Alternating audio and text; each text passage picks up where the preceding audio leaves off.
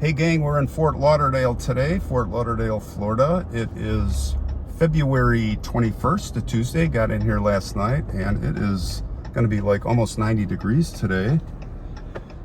And we are going to a house, a little house here on a side street where a horrible event happened in 1979 in the driveway. A woman, and it was just, well, I'll tell you at the cemetery. We're going to go to the cemetery afterwards. I'm going to tell you the story, but it's just unheard of. You know, another story where you just almost can't make it up. So what I want you to do is this driveway right here, imagine that's your car. It was a Jeep Wagoneer back then. Imagine you're a woman, you're getting up, getting out here at 6:30 a.m. You open that door, you get in the car, and you put it in drive. And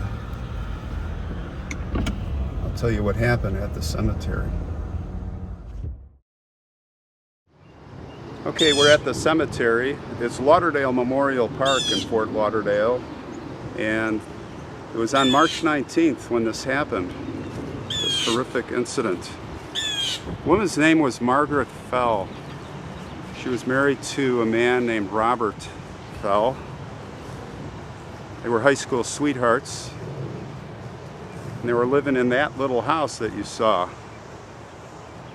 And everything was going great. Like I said, it was a peaceful place. They were young, they were in love, right? They had their careers ahead of them. It was 6:30 in the morning, and Margaret, who was 25, she was leaving her home there. They had been together for 8 years. Robert was 28 years old. They had married in June of 1971. She was headed to her job here, Broward General Medical Center. She was a surgical technician in the operating room. And Robert had just left the house before her a little earlier. He was going to his job at the community hospital. And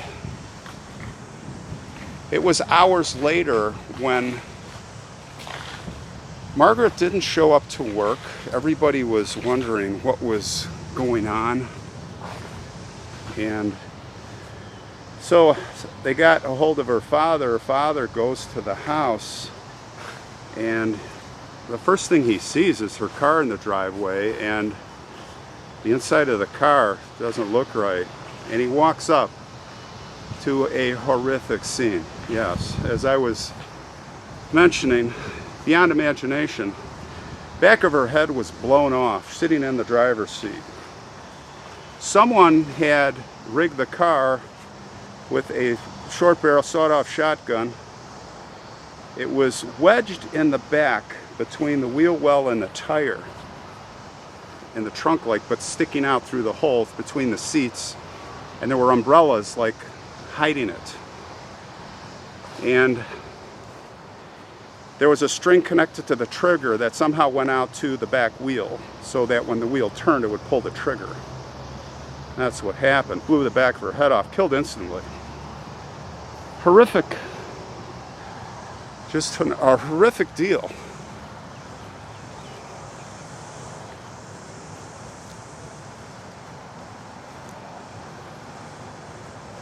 They looked at the shotgun, of course, the police, and they saw right away that the serial number, the brand, had been sandblasted off or scraped away. And they would later determine it was an older Savage 745 shotgun. And as I said, it was strategically placed there. Now, the first thing they did was ask the husband. They notified him, and he broke down. And his quote was, "She was a goddess to me. We had the happiest marriage any couple in the world could ever hope for." So they're trying to figure out what's going on. They asked him if he owned a gun, I haven't touched a gun in 5 years. Now, normally, if somebody asks you that question, you say, no, I don't own a gun, or yes, I own a gun, but you don't say, I haven't touched a gun. I mean, that was like a weird answer. So they're pinning him down, and he's sitting there crying, and my wife, and oh my gosh, and woe is me. My life is over. Blah, blah, blah, blah, blah. And interestingly, the next day, we would find out, the police would find out that he called up the insurance companies. And he's like notifying all the insurance companies, not just the insurance company for, the policy that he set up, but also the credit cards were insured. If someone dies, those are paid off, and all kinds of other stuff, like anything you can imagine. They owed money and debts, like his 4 boats, all gets paid off, plus the 30 grand. Police detectives are starting to get suspicious, obviously. They're like, you look at motive, who's got a motive to kill her? Well, knowing that, it's like, this guy's got a motive. This has got to be the guy. So they start zeroing in on that. They come to find out that Robert had obtained a gun from his brother just 2 weeks before the murder. And more specifically, that they were $800 a month in debt in a loan package. Again, part of this payoff for insurance on these various loans. Those fishing boats particularly. They owed about $5 grand to various finance companies and department stores, and they all had that insurance thing going. And he called them all the next day, 1, 2, 3, 4, 5, 6. And then they would come to find out that this guy was having an affair with not just one, but had an affair with 4 women. Maybe not at the same time, and he was still with one. And as it turns out, right after the burial here, Margaret, he proposed to her, because they're zeroing in on him, and he's like, that if you're married, you don't have to testify. Not that she knew anything, but it was all coming down. So he was trying to play her. Well, Margaret was buried. Her father paid for the funeral here. Interesting, Robert tucked a letter in the casket just before they closed it. And they brought him back right after that for more questioning. And guess what? He was arrested for first-degree murder, April 3rd, same year. Again, his girlfriend that he wanted to marry quickly came in. So they exhumed Margaret's body here September, same year, for further testing. They found the letter, and the letter said, it's a BS letter, where he professed his love and vowed to catch the person who did this to you. Trial began 1979. And now you had hospital employees testifying that the day after the murder, Robert called regarding the insurance in there, even to them, to say he needed the money. And all of that stuff started coming out. The guarantees, the policies, the extramarital affairs. And then his brother testified about the gun that was his, and he gave it to Robert. And in the end, the prosecutor in the closing arguments just said this is a selfish, sexually frustrated husband who, unfortunately for Margaret, she was rather naive and trusting. He was convicted of first-degree murder,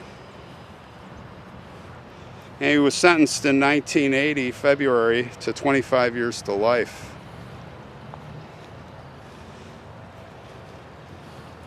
Now, right now, this guy is still, thankfully, sitting in prison. He, I think, is 71 years old.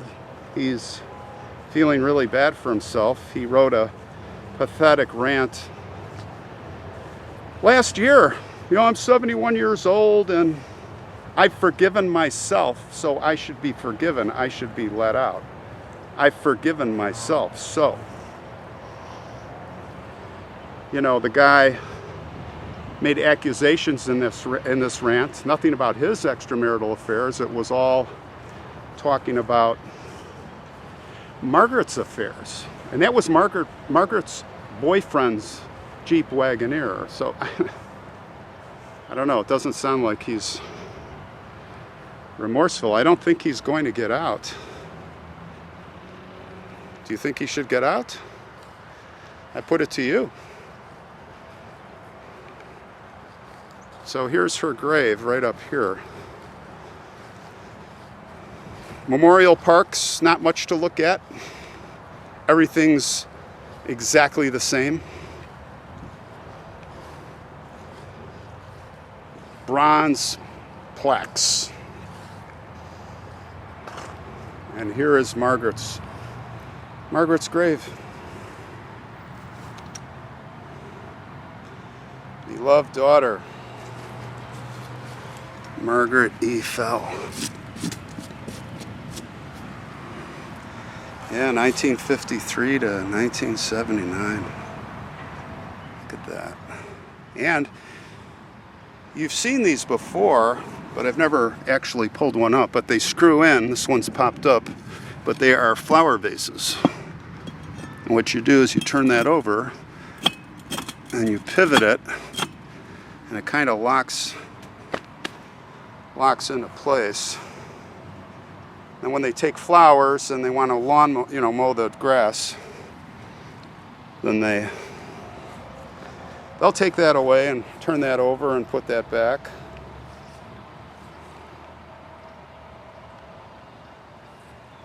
Well, that's the story, guys.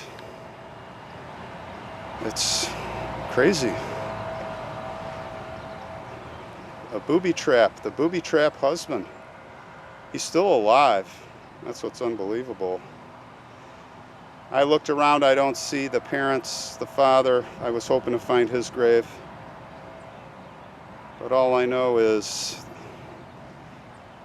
that man is still alive. And Margaret's here in the ground.